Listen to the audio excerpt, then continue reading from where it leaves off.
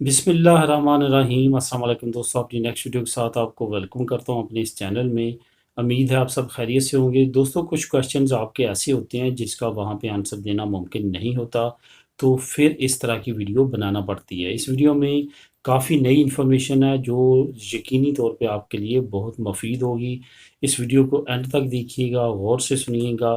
سب سے پہلے تو بات کرتے ہیں کہ پرماننٹ ریزیڈنسی کارڈ پہ کیا انگلینڈ کا ورک پرمٹ لے سکیں گے۔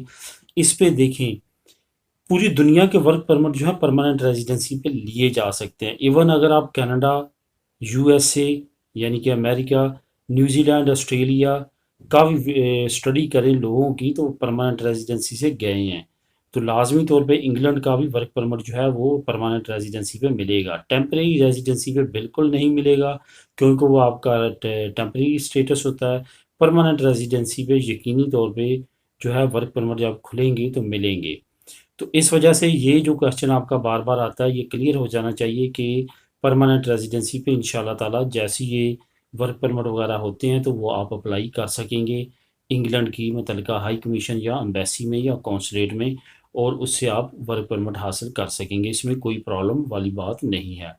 اس کے بعد انگلینڈ کا نیا اعلان، یورپی یونین سے گئے ہوئے جو باشندے ہیں، ای یو سیٹلمنٹ اسکیم کے تحت وہ لوگ جن کا کسی نہ کسی وجہ سے اسٹیٹس ریفیوز یا ریجیکٹ ہو چکا تھا، وہ اب دوبارہ اپلائی کر سکتے ہیں 30 جون سے پہلے پہلے۔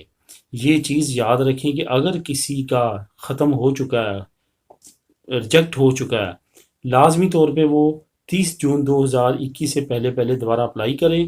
وہ دوبارہ آپ کی فائل کو چیک کریں گے، وہ جو پہلے کمی انہوں نے لگائی تھی وہ آپ دور کر کے دوبارہ اپیل میں لگا دیا، یا آپ نے نئے سرے سے کیس جمع کروا دیا، تو وہ اگر اوکے ہوا تو آپ کا جو سٹیٹس ہے وہ اوکے کر دیا جائے گا، پاس کر دیا جائے گا۔ اس کا لنک بھی میں نیچے ڈسکرپشن میں دے دوں گا، جو نئی اپڈیٹ یو کے کی طرف سے آئی ہے۔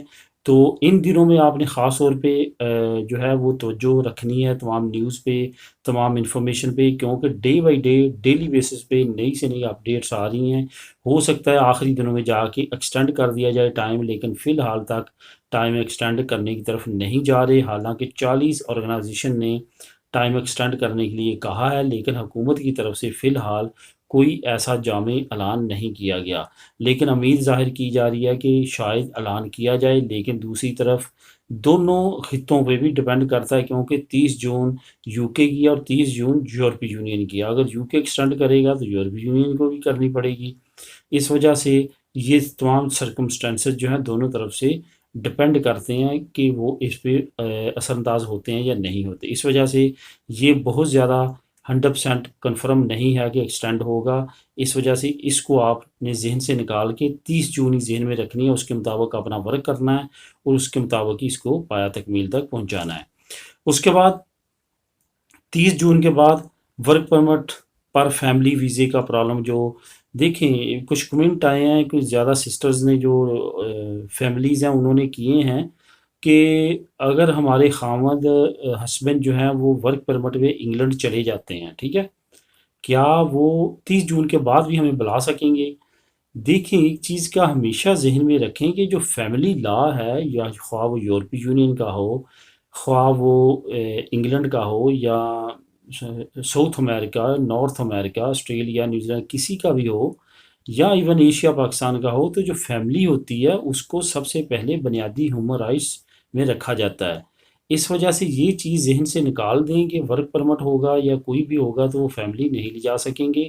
ایون اسٹوڈنٹ ویزے پہ تمام کنٹریز الاؤ کرتی ہیں اپنی فیملی کو بلوانا، لیکن ظاہرہ آپ نے اسٹوڈنٹ ویزے پہ اگر آئے ہیں تو اس کمائی آپ نے بزنس یا کام تو کر نہیں رہے، اس کے مطابق پھر آپ کو اپنی جو انکم ہے وہ شو کروانا پڑتی ہے، پھر فیملی بلا سکتے ہیں۔ سیم اسی طرح ورک پرمٹ پہ آپ گئے ہیں، آپ کی سیلری اچھی ہے، 6 سیلری سلپیں ہیں، یو کے کا رول شو کروانا، 6 سیلری سلپوں پہ آپ شو کروائیں کہ میں فیملی رکھ سکتا ہوں، تو ویل اینڈ گڈ، کیوں نہیں۔ اسی طرح بے شمار اسٹوڈنٹ اپنی فیملی لے جاتے ہیں، وہاں پہ فیملی بھی انہوں نے ساتھ رکھی ہوئی ہے۔ فیملی کو کوئی نہیں روک سکتا جب ورک پرمٹ پہ آپ وہاں پہ جاتے ہیں۔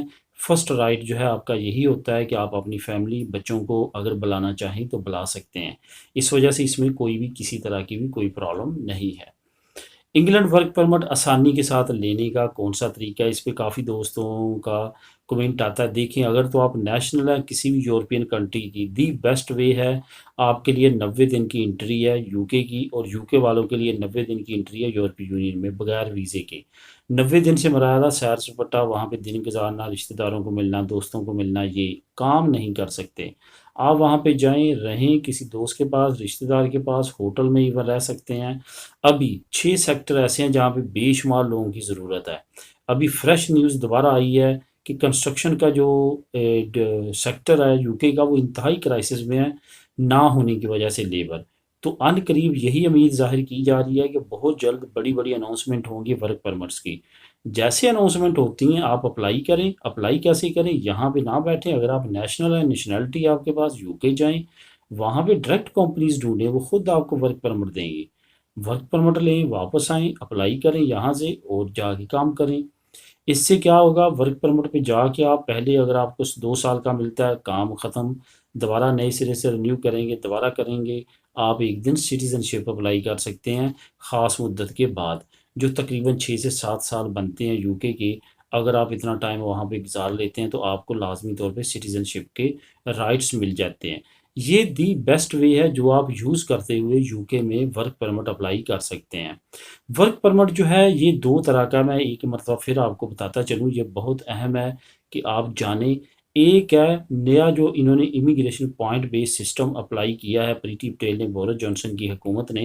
वो है कि जिस तरह कनाडा का इमिग्रेशन प्रोसेस है, सेम लाइक आपने पॉइंट हासिल करने हैं जिसके आपके एजुकेशन के हैं, आपकी जॉब एक्सपीरियंस के हैं, आपके लैंग्वेज जो आपकी है, लैंग्वेज कैसी है, उसके बैंड आइल्स के या टोफल के, तो उसके आपका जो पार्टनर है, बीवी है, उसकी एजुकेशन पे भी डिपेंड करता है।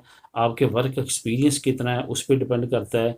ये चीज़ें सारी होने के बाद आपको 70 पॉइंट 100 में से लेने होते हैं और आप इमिग्रेट हो जाते हैं यूके के लिए, और डायरेक्ट जाते हैं। आपको लीव दी रिमेन जो कि परमानेंट के बराबर है वो मिलती है।